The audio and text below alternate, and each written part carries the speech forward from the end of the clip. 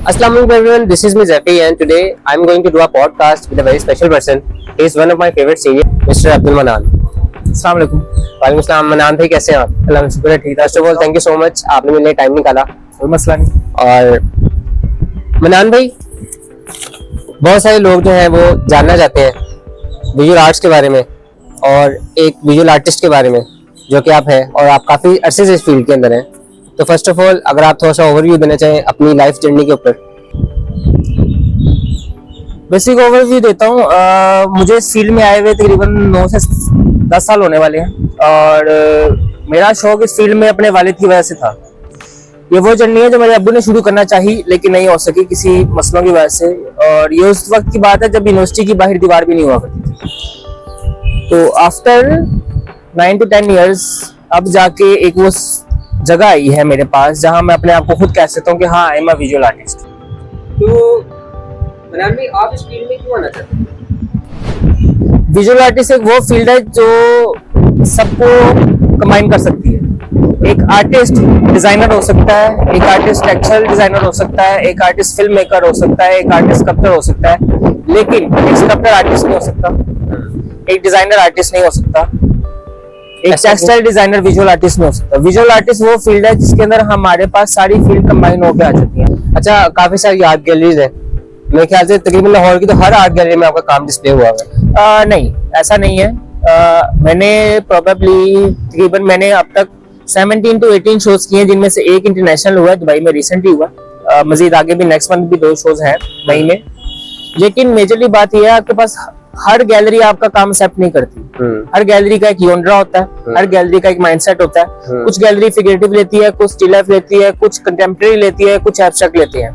आपको ये देखना पड़ता है कि आपका काम किस गैलरीज के साथ एडजस्ट हो रहा है, कौन सा आर्टिस्ट आपको समझ पा रहा है, कौन सा क्यूरेटर आपको समझ पा रहा है। अच्छा मनान भाई, आपने मुझे बताया हर चीज के बारे में कि आपने किस तरह अपनी जर्नी स्टार्ट की जी, मीडियम एक्सप्लोर किए जी, और आप झारखंड के साथ काम करते हैं जी। और काफी सारे ऐसे टीवी शोज भी हैं जो ग्रीन टीवी के ऊपर भी आए हुए हैं जिनमें आपका काम पोस्टर डिस्प्ले किया हुआ है, कुछ उसके बारे में बताना चाहेंगे? That happened to me in 2021। Thesis हो चुका था हमारा, डिस्प्ले नहीं हुआ था, जूरी हो चुकी थी। ग्रीन चैनल की प्रोडक्शन आई थी, उन्होंने यहाँ ड्रामा शूट किया था तेरे हुस्न के नाम। एंड उस ड्रामे के अंदर 2-3 सीन्स ऐसे थे जो उन्होंने गैलरी के डिस्प्ले के शो पे दिखाने थे, और उस टाइम पर यूनिवर्सिटी का जो एमएफए का बैच था उनका काम डिस्प्ले किया था उन्होंने, और साथ मेरा काम थीसिस का डिस्प्ले किया था। जो बैचलर का थीसिस था, मेरा काम वो डिस्प्ले था।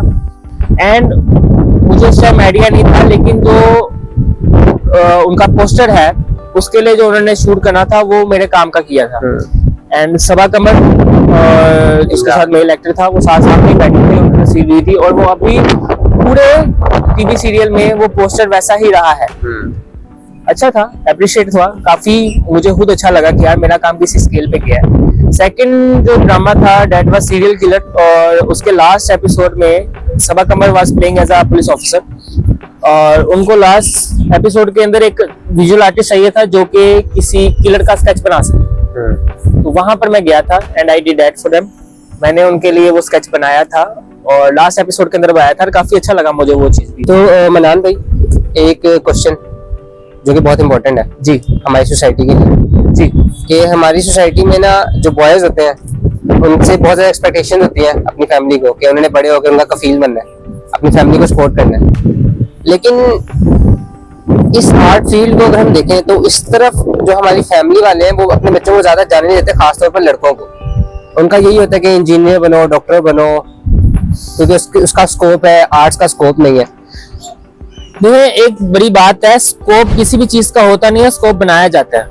आज तक तो एमबीबीएस डॉक्टर के पास भी जॉब नहीं है, तो ये ऐसे वकील हैं जो जॉबलेस बैठे हुए हैं। स्कोप बनाने वाले आप खुद हो, अगर आप अपनी आर्ट के साथ, अपनी फील्ड के साथ सिंसियर हो। मैंने बात की अभी थोड़ी देर पहले साइड बिजनेस की, हमारे पास साइड बिजनेस की ऑप्शन बहुत है।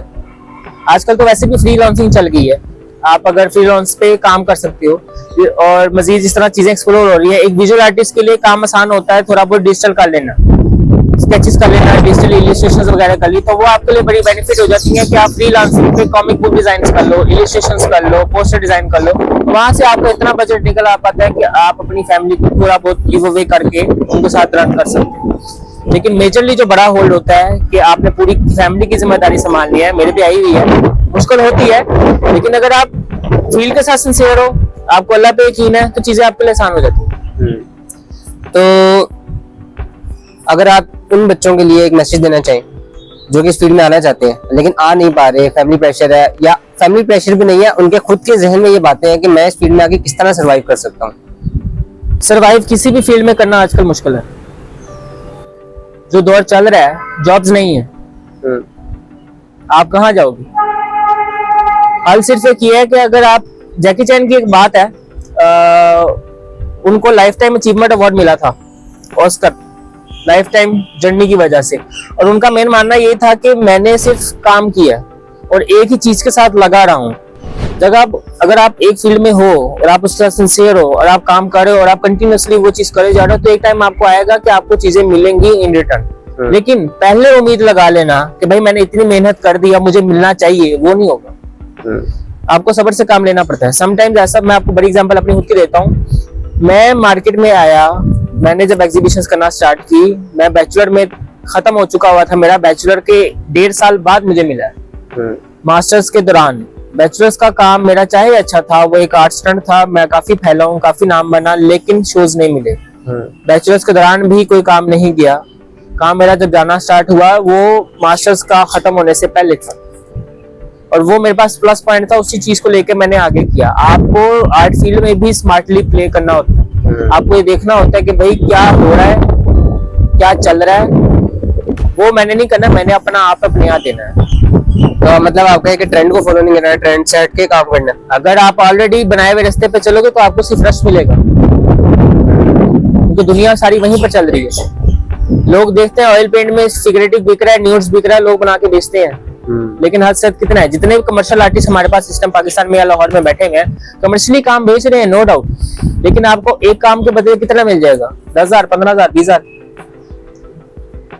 अगर आप अपना खुद का रास्ता बनाओगे, आपको एक टाइम लगेगा वो रास्ता बनाने में, लेकिन जब आप रास्ता बना लेते हो तो आपका काम 50, 60, 1 लाख तक भी जा सकता है।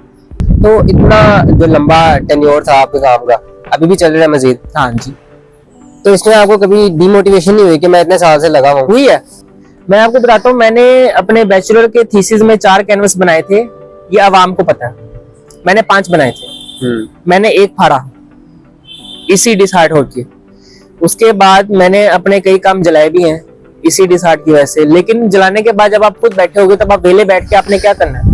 वेले बैठने से अच्छा आप काम कर लो। अच्छा, एज ए विजुअल आर्टिस्ट आप क्या देखते हैं कि हमारा जो आर्ट है उसका एक सोसाइटी पे क्या असर होता है? अगर हम एक सोसाइटी से आर्ट निकाल दें तो उसमें क्या रह जाएगा? मैंने कपड़े पहने हुए हैं, आपने कपड़े पहने हुए हैं, ये अगर आर्टिस्ट डिजाइन ना करता तो आप भी ना पहनते, मैं भी ना पहनता, हम पत्ते लगा के घूम रहे होते। हमें आर्किटेक्चर मिलता है, हमें रेस्टोरेंट अच्छे अच्छे बड़े मिलते हैं। हम अगर किसी रेस्टोरेंट जाते हैं, अगर आपको रेस्टोरेंट बहुत डेकोरेटिव मिलता है तो एक आर्टिस्ट की वजह से। हमें अगर हमारी एक वेबसाइट एक अच्छी डिजाइन हुई मिलती है, वो एक आर्टिस्ट की वजह से। हमें एक अगर कलर स्कीम की स्टडी अच्छी मिलती है, अगर हमें समझ आती है कि भाई हमारे पास अगर ये शर्ट कलर, हमने ये शर्ट की कलर है, उसका इस कलर की पैंट पहननी है, तो वो एक आर्टिस्ट की वजह से हमें सेंस आई। नहीं तो आर्ट की जरूरत ही क्यों पड़ी?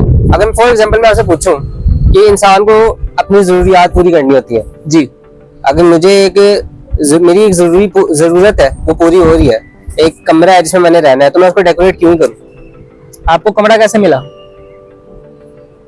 किसी ना किसी ने दीवारें खड़ी की ना। हाँ, किसी का तो आइडिया था ना, वो आर्टिस्ट नहीं है। ठीक है, आप एक कमरे के अंदर बैठे हो, बंद कमरा है, आपने क्या है, आपको वहां रोशनी मिल गई, ठीक है, वो एक इंजीनियर की वजह से आपको मिल गई, एक बंदे ने बल्ब इजाद किया, आपको लाइट मिल गई, उसको भी तो किसी ना किसी ने इवॉल्व किया ना, वो एक आर्टिस्ट था। आपने कपड़े पहने, आप जो खाना खा रहे हैं, वो सब चीजें आर्ट फील्ड से लिंक करती है। एक विजुअल आर्टिस्ट, स्टार्ट बात की थी, एक विजुअल आर्टिस्ट वो है जो सब काम कर सकता है, सिर्फ उसकी अपनी कमांड है।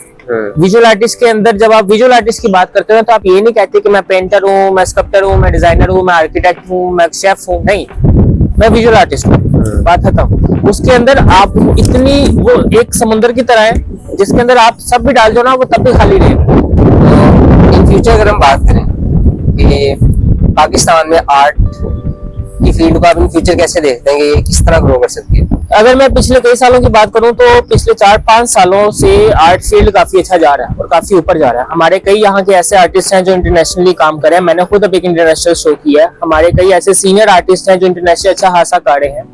इमरान कुरैशी ने पेरिस में सोलो शो किए, इंटरनेशनल न्यूयॉर्क में शो किया।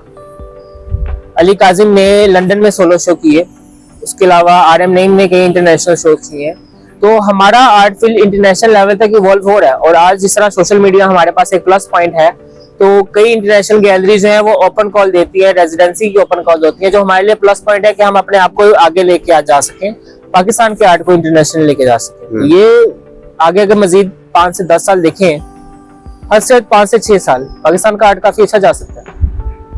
सो thank you so much Minan भाई, आपने टाइम निकाला मेरे लिए, पॉडकास्ट के लिए आप आए एज ए गेस्ट। और इंशाल्लाह हम मजीद भी पॉडकास्ट करेंगे इन फ्यूचर कभी, इंशाल्लाह जरूर। तब तक मैं भी थोड़ा सा मशहूर हो जाऊंगा। I hope you guys like the video. इंशाल्लाह हम जल्दी वीडियो में मिलेंगे किसी और आर्टिस्ट के साथ। तब तक के लिए अल्लाह हाफिज़।